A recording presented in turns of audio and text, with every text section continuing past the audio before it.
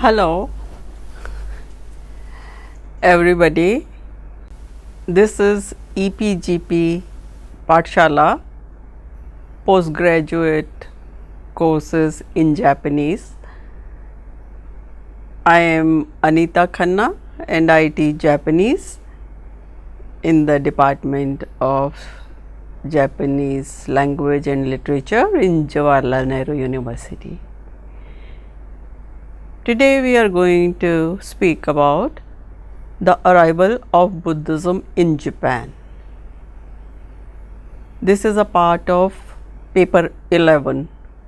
First we start with the introduction, or rather we start with the objectives of the study of this topic.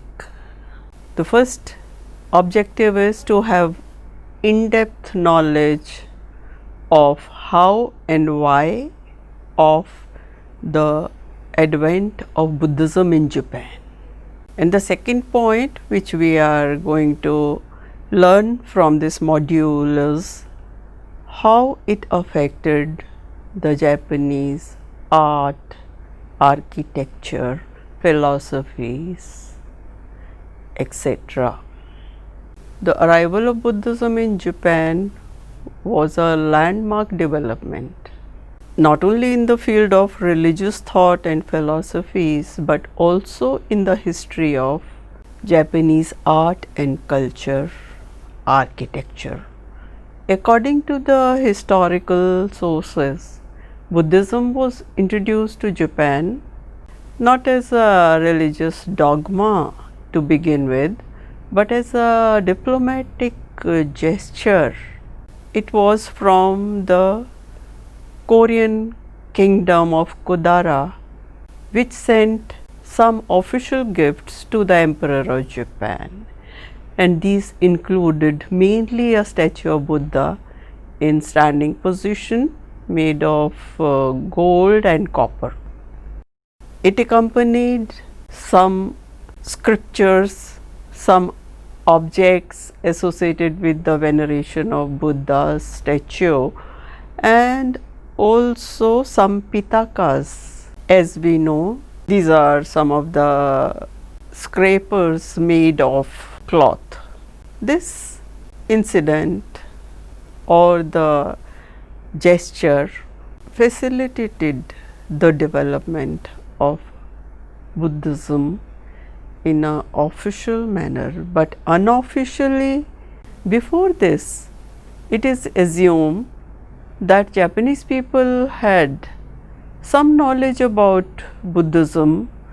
These Korean migrants not only contributed to the art, architecture, but also to the development of Japanese script, introduction of kanji, and also the poetry and some literature. Once Buddhism was officially accepted in Japan, these specialists facilitated the construction of Buddhist temples and development of Buddhist art and architecture in Japan. The oldest statue of this kind is the one in Asuka-dera, which is made of copper and wood and was built during the times of Empress Suiko.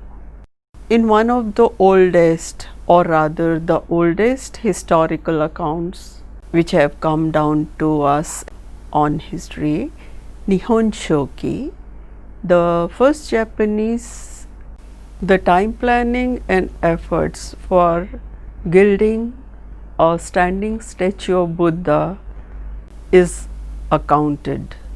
According to that account, in Kodara, the image of Buddha was made on order and an official note of commemoration was prepared to be sent along with the gifts, and it stated, I quote, "It is said that the virtues of constructing the image of Buddha are immense and with due reverence we sent it with our prayers for the prosperity and well-being of the emperor and his subjects, and for the deliverance of people. The commemorative note also stated that this dharma, which is Buddhism, excel all other dharmas. Its teachings are difficult, but they could be easily comprehended by the most learned men like Confucius and Mencius. This dharma bestows countless virtues and lead men to the path of salvation. The jewel of this miraculous law is like Chintamani, the wish-granting jewel.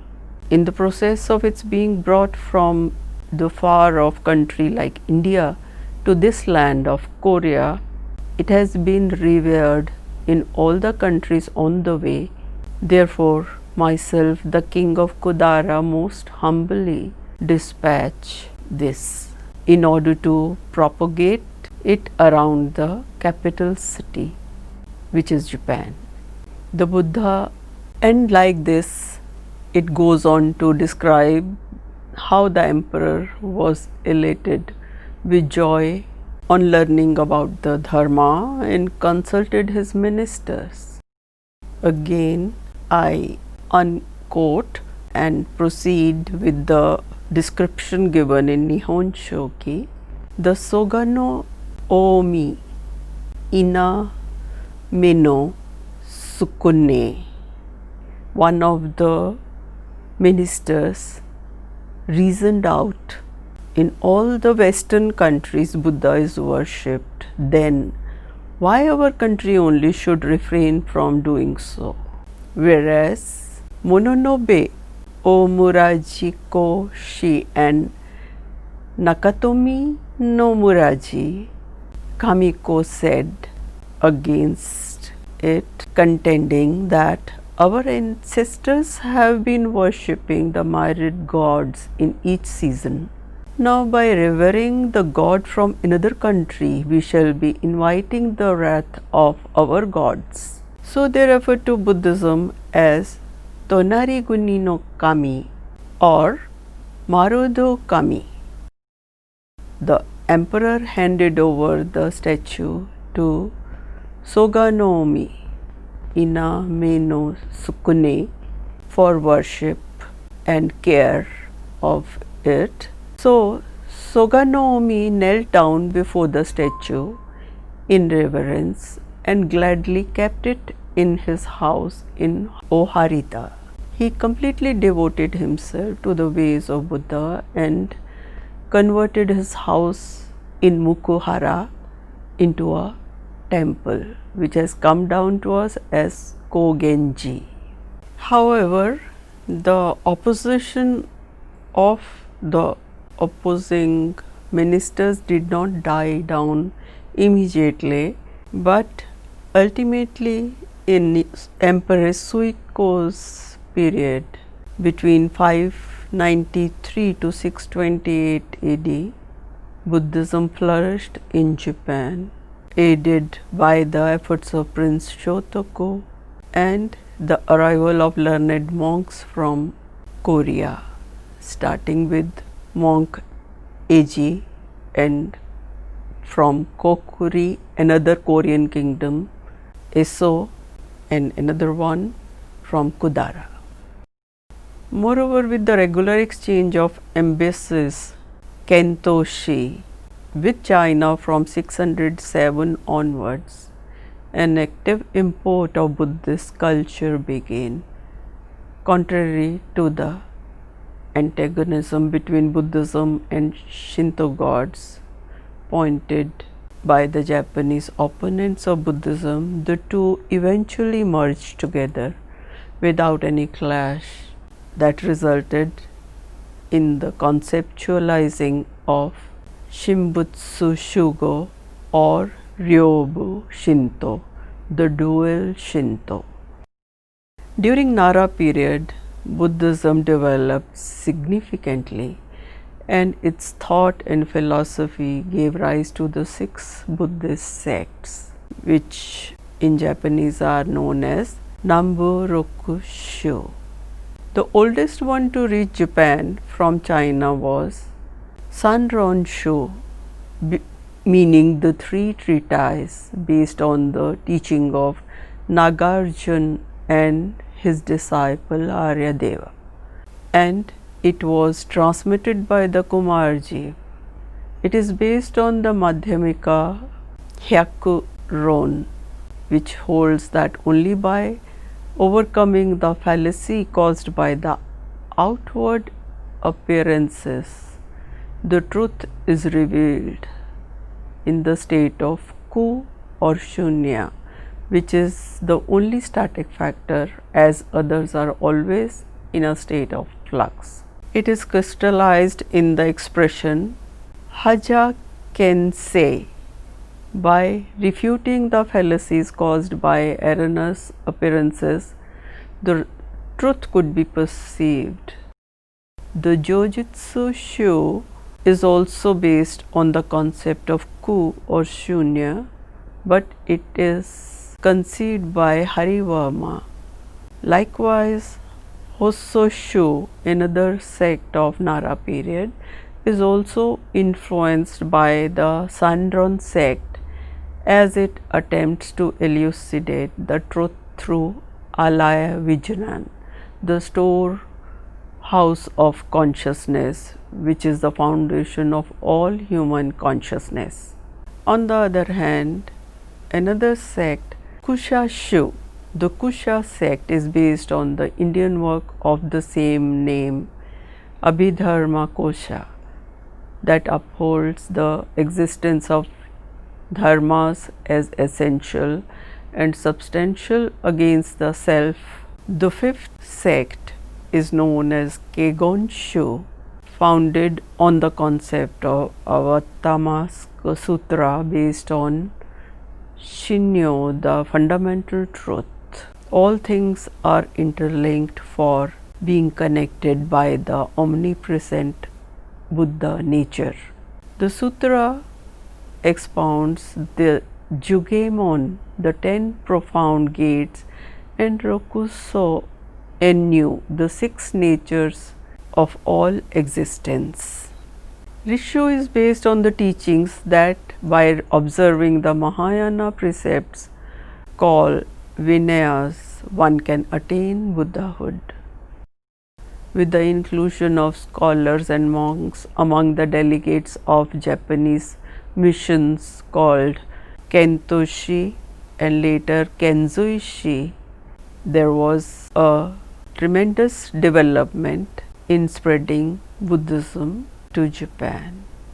Besides these main sects, Nambu-Rokushu, the 6 sects, the knowledge of other Buddhist doctrines like Mikkyo, Jodoshu, Zenshu, Tendaishu, etc. was also imported home from China, and these developed into major Japanese Buddhist sects in the years to come. The most important event of international scale in those times that could be written in golden letters in the history of Buddhism in Japan was the installation of Daibutsu, the colossal image of great Buddha, more than 15 meters tall, in the temple Todaiji in Nara in 789 by Emperor.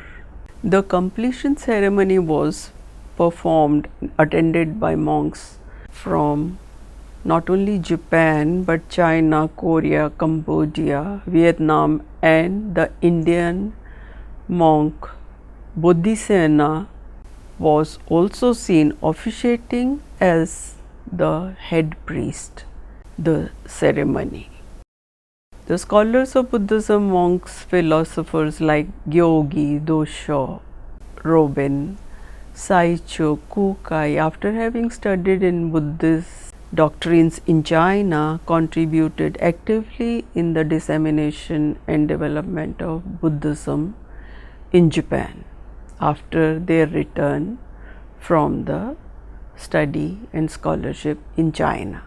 Once Buddhism was accepted as the state religion, it gained instant support among the aristocracy, intelligentsia and court officials.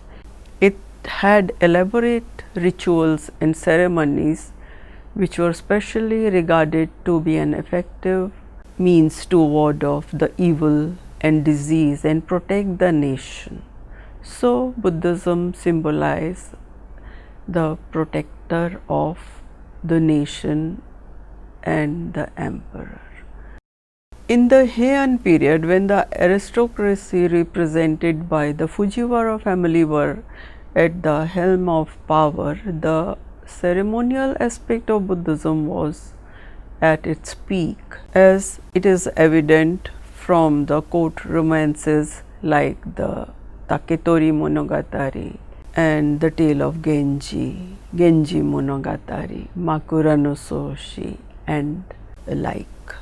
The religious doctrine and philosophies also developed at the two monasteries that had come up by then, that is Hiezan, Mount Hiei of Tendai sect and Koya-san, Mount Koya of Shingon sect. Especially Kukai Shingon sect, with emphasis on symbolism and esoteric rituals, had aesthetic appeal for aristocracy and became the means to show their wealth and status. Shingon, the mantra, also known by the name of Shingon Dharani sect, Mantra Dharani sect, etc., contributed significantly to the native art and literary traditions.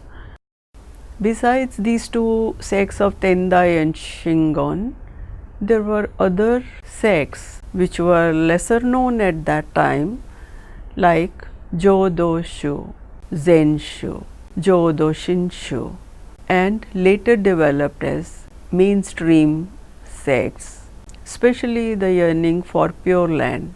Jodo is widely depicted in not only the religious doctrines but in the literary works and the efforts of recreating the image of Jodo on the earth, as was done by the top aristocrat of the period, Fujiwara no Michinaga, in the construction of Hojoji. The decline of aristocracy towards the end of Heian period, due to the breakdown in the system of regency, brought about far-reaching changes in all spheres, starting with government's social setup. The Kamakura period is named after the capital city of Kamakura, which became the seat of ruling army generals.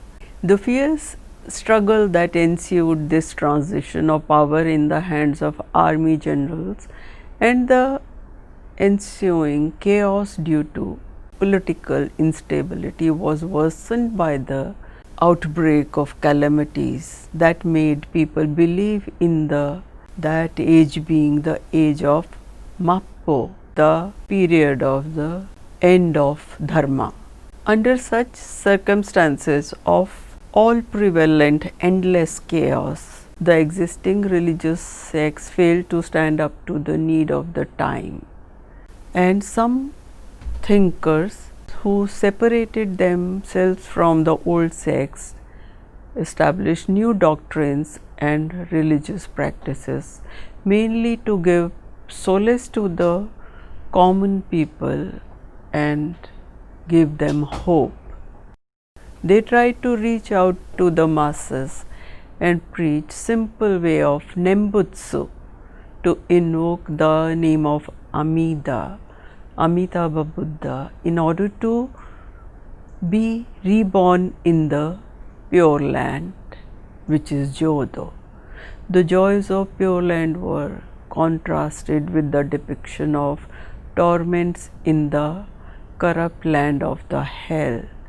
The Jodoshu of Honen, Jodo Shinshu of Shinran, and Jishu of Ippen were some such sects, which were based on the simple notion of practicing Nenbutsu to attain Buddhahood and avert the suffering in the hell. The older sects, in a bid to survive, tried to expand their area of influence by incorporating the veneration of Shinto gods. So, such amalgamation of Tendai resulted in Sanno Shinko, and the one with Shingon sect led to the birth of Ryobu Shinto, the dual Shintoism. At the same time, Zen Buddhism, with emphasis on meditation for the training of mind, especially drew the attention of warriors. Its patriarch Bodhidharma, who introduced it in China and widely revered in Japan, became the main figure of reverence. Especially monk Eisai of Tendai sect studied the Rinzai doctrine of Zen in China and brought it back to Japan along with the custom of drinking tea, which later led to the development of tea ceremony, Sado, in Japan. Likewise, Dogen introduced the Soto branch of Zen. Under the patronage of successive military generals, Zen contributed a lot and came a long way in developing the Japanese arts, aesthetics, literary concepts, etc.